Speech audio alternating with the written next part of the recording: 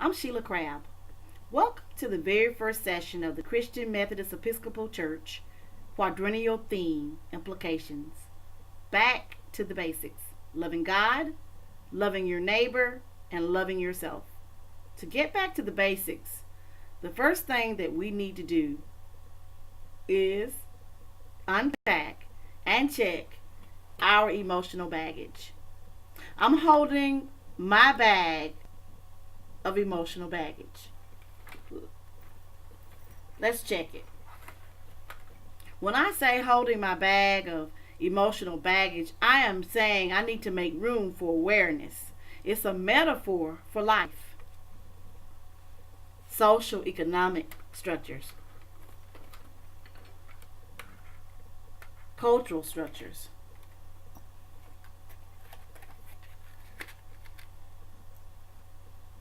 cultural systems,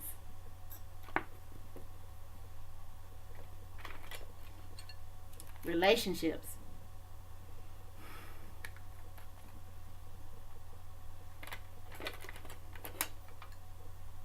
faith based heritage.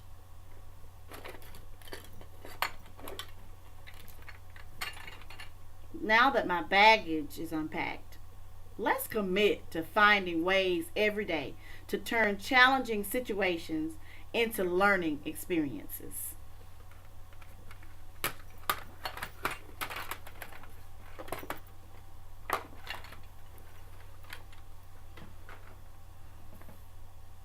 I'm informed by relational theology, which shapes my understanding of how life social, cultural structures, and life cultural systems have deeply influenced and have impacted my development of self and have shaped my personal identity.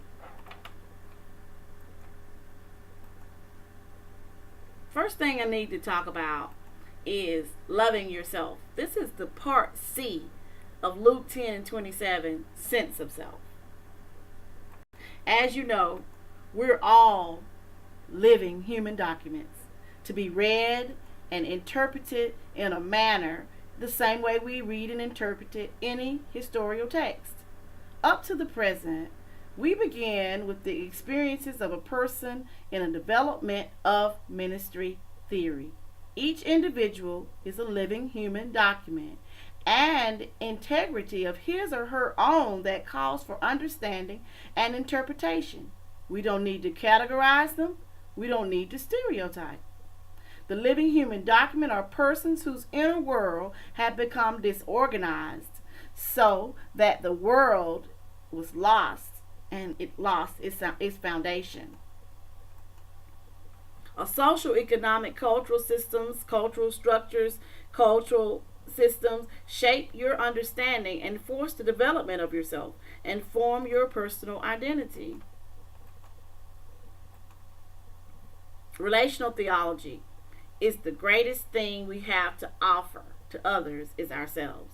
The depth of self-awareness and integration parallels the depth of pastoral care offered. Self is understood in relation to God, others, and one's own being. Relationship, broken relationship, and restored relationships are contexts for theological themes for creation, sin, and salvation.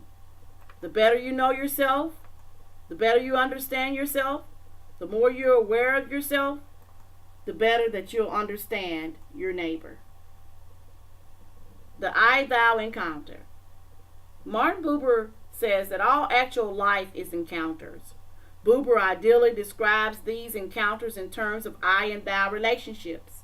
He differentiates the I thou relationships. In order to be in relation to a thou, one must allow him or herself to be experienced. It is not entering into a relationship with a hidden agenda, but rather openness to experience and to explore the other. Buber refers to these relationships as human-God relationships and human-human relationships. He states that in the midst of an I encountering a thou, God is present.